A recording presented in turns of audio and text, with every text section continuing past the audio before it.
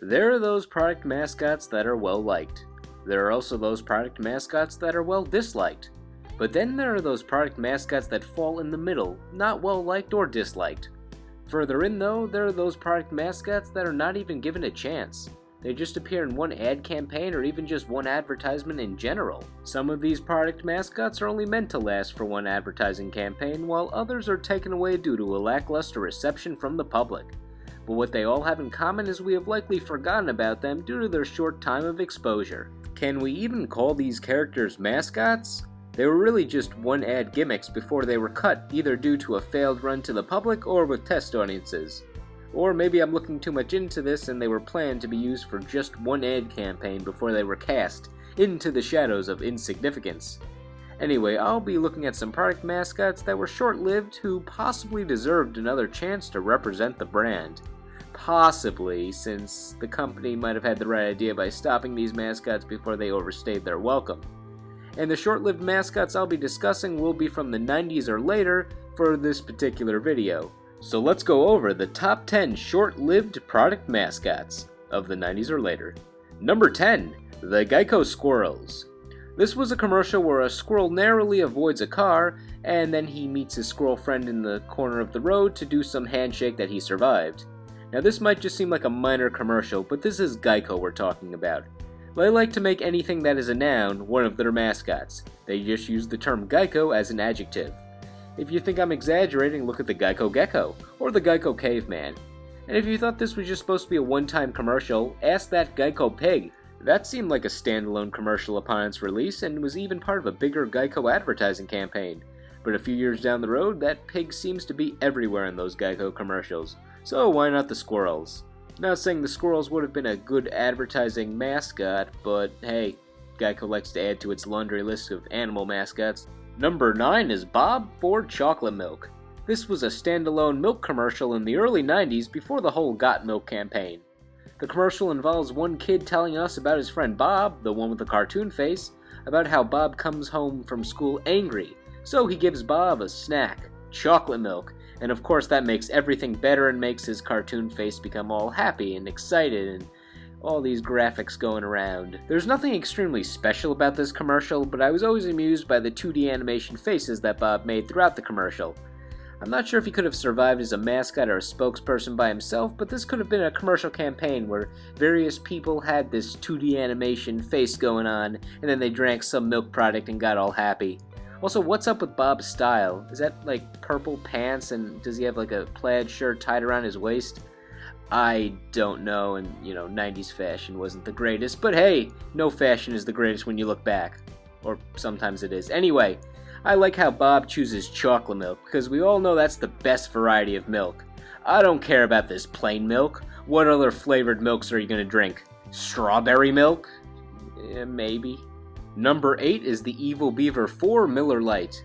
This is quite an inane commercial if you can't already tell by the man wearing a beaver costume. This is part of the Miller Lite Miller Time commercial campaign, where we are shown a short sketch that has to do with Miller Lite and entertainment. In this specific commercial, a group of people build a house in the woods using all the trees that the beaver would have chewed on. He sees these people as thieves, so he gets on his motorbike and attacks them.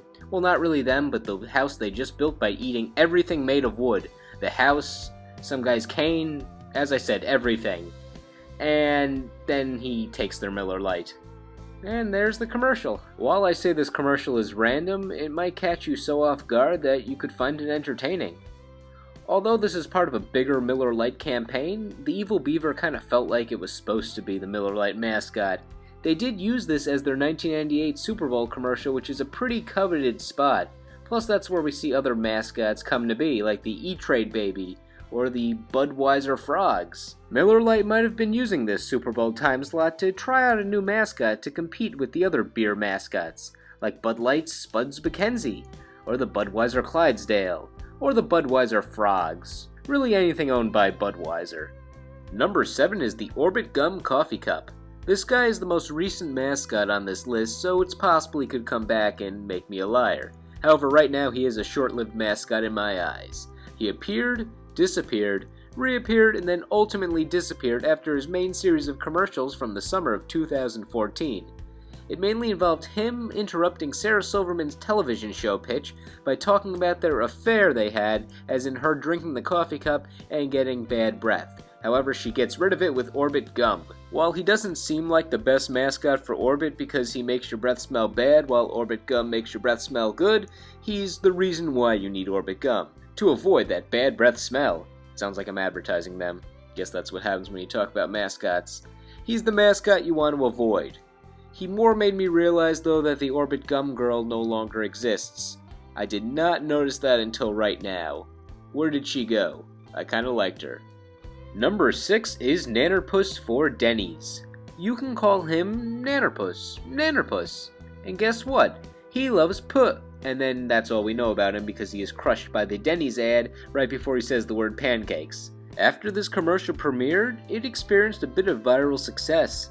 People were making their own Nannerpusses, and someone even made a full Nannerpuss song. However, the point of the Dennys ad was to show that this is a not serious breakfast, and you should come to Dennys for a real breakfast. So the marketing was not counterproductive, but many people liked what Dennys was criticizing. Maybe Dennys should have made their own Nannerpuss, despite the fact that goes against everything they said in this commercial. They did need a mascot, why not use him? Where's this elusive Denny that I hear about in the name of your restaurant? Number 5 is Sun Fizz for the soda Sprite. This is actually a parody of a juice commercial and has almost nothing to do with Sprite until the very end. In this commercial, 2 kids come home and get their favorite fictional juice drink from their mother, Sun Fizz. The mascot then leaps out of the label and starts telling them about how great Sun Fizz is.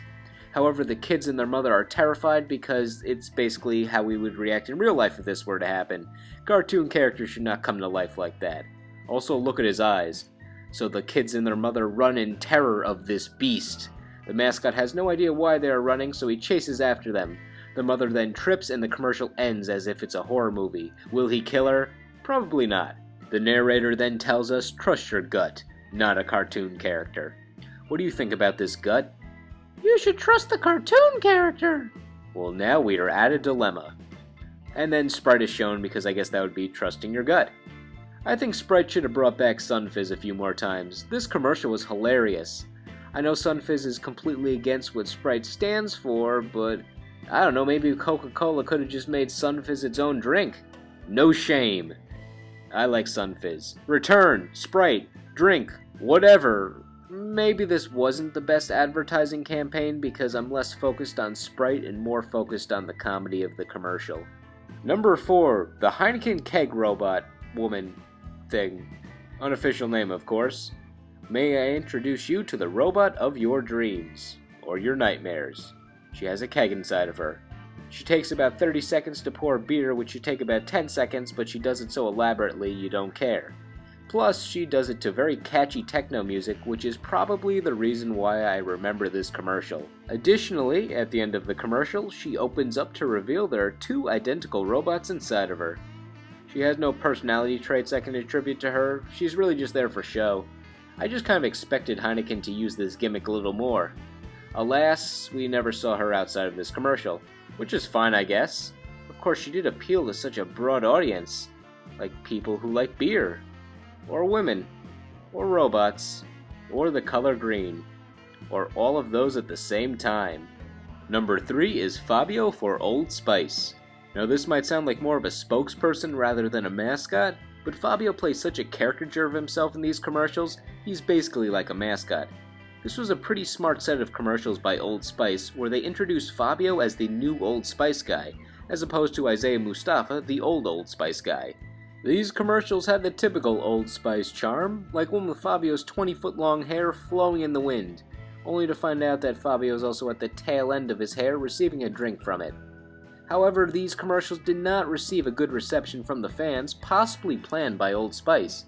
By calling him the new Old Spice guy, many people thought we would no longer see Isaiah Mustafa as the Old Spice guy. The reason I say the negative reception was possibly planned is because as soon as the angry comments started rolling in about Fabio, Old Spice had a response ready. It was a fan vote for who is the better Old Spice guy, along with a set of videos of Fabio and Isaiah Mustafa trash-talking each other. That's right, Old Spice had us coming to their website to watch advertisements for their product. Brilliant, I guess. That is the sign of a good marketing campaign. Of course the original Old Spice guy won the vote, so in the final video of the campaign, the original Old Spice guy confronted Fabio, took him back in time, convinced younger Fabio to never become the Old Spice guy, but it didn't work, so then the original Old Spice guy gave Fabio a balloon, he floated through space I guess, and then he landed on a planet of Fabio's that had tried to become the Old Spice guy and failed. Yeah, we have deviated far from Fabio's. I can't believe it's not butter commercials from the 90s. Number 2 is Blinx the cat for the original Xbox. Microsoft, who owns Xbox, wanted to enlist a mascot for the system, and they wanted to use a family-friendly and popular video game series. Similar to how Nintendo uses Mario, PlayStation used Crash Bandicoot, until they sold him, so who's it now? I guess Ratchet and Clank? And Sega used Sonic. But who did the Xbox have? What about Master Chief from the popular Halo series? No, Microsoft did not think he'd be a good mascot because his game was not family-friendly enough in their opinion. So if not Master Chief, who could they enlist as the Xbox mascot? Why, this cuddly cat man, of course. The only thing is, he needs his own game first, and that game has to be successful to show that this is a console seller. So, was it successful? Well, I never owned an Xbox, but reviews say this game was pretty mediocre. His game, Blinx the Time Sweeper, did have a cool concept. This cat creature went around fixing time anomalies with his magical VCR powers. The problem is, the concept alone cannot get you good ratings. People just found the game to be mediocre, and after it came out, it really was just kind of swept under the rug. He did have a sequel a few years later, but I don't remember nearly enough marketing involved as I did for the first game. The reduced marketing for the second game is sort of a sign that Microsoft wanted to bury the idea of ever using this guy as a mascot, which is a shame because it's the design they wanted, but it's the game they did not want. You can't have your console-selling game be regarded as a slightly mediocre game. So go on, Master Chief, I guess you're the mascot now. Number 1. For number 1, I chose a mascot that has a bit of a mystery surrounding him. By mystery, I mean I base it off of assumption because it seems like he was supposed to be part of a bigger marketing campaign, but he really only got 2 chances. 2 chances that possibly failed. There was no real success meter on this. Number 1 is Jello Man and his Jello dog Wobbly for, well, you can probably guess it, Jello. As a character, Jello Man seems to be way too developed to have been planned for just one campaign. They had him in one commercial where he was portrayed as a superhero with a 90s cool voice, and they gave him a comic book which was way too cheesy, which also sounds like a horrible flavor of Jello at the same time. I just don't understand why Jello would go to such lengths to make a full comic with an origin story for a mascot that had one commercial and was never seen again. It seems like a good amount of thought was put into him, even with his very basic design. His design is he spells out the word Jello with his dog. His head is the O, his torso and arms are the E, his legs are the L's, and his dog is the J. I mean, it doesn't take that long to probably come up with that, but they gave him an origin story. I don't know. His head seems to be disconnected from his body, but he can eat Jello pudding, so does that pudding just become integrated with his head? Also, what's up with his white hair? He sounded pretty young in the commercial. Does he need some Just for Men? The resources going into making a commercial and a comic book are pretty notable, so I don't understand why Jello didn't give this guy at least more of a run.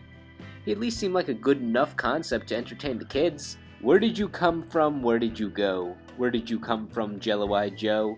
Well, we know where you came from, but we don't know where you went, Jello Man. So with all that being said, are there any short-lived mascots that deserve some more recognition that I forgot about? Let me know. Thank you all for watching, and I will see you all in the next video.